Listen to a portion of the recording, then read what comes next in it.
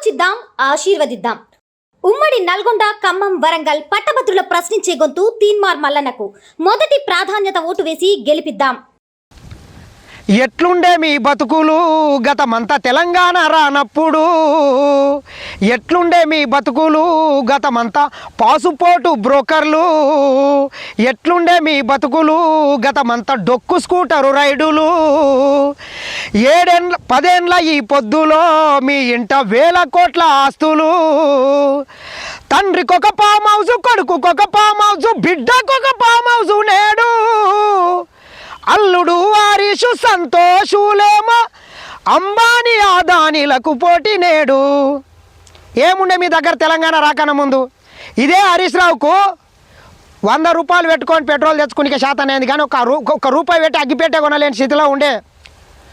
Beauty parlour నడుపుకుంటుండే బిడ్డ మీ చెల్లెలు, beauty parlour నడుపుకునే మీ చెల్లెలకు బుర్జు ఖలీఫాలో కవితమ్మ బంగ్లాలు మీకున్నవే కవితమ్మ. 40-50 లక్షలు విలువ చేసే వాచ్ పెడుతుంది ఈరోజు మీ చెల్లెలు.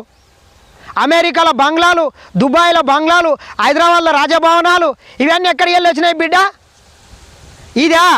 ఇదా నీవు అమెరికాలో చదువుకున్న తెలివితేటలు? ఇదా బిట్స్ పిల్లాన్లో చదువుకున్న మీ తెలివితేటలు?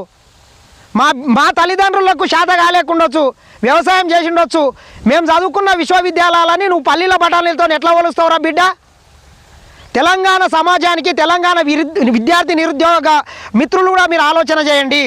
10 ఏళ్ళు ఈ దరిద్రుడే కదా, 10 ఏళ్ళు మనకు ఉద్యోగాలు లేకుండా పల్లీలు బఠానీలు అమ్ముకునే రకంగా మనల్ని తయారు చేసింది. వాడు ఏదైతే చేసిండో వాడు కరెక్టే చెప్పిండు. మనం కూడా ఆలోచన చేయాల్సిన అవసరం ఉంది. ఆలోచిద్దాం, ఆశీర్వదిద్దాం. ఉమ్మడి నల్గొండ, ఖమ్మం, వరంగల్ పట్టభద్రుల ప్రశ్నించే గొంతు తీన్మార్ మల్లన్నకు మొదటి ప్రాధాన్యత ఓటు వేసి గెలిపిద్దాం.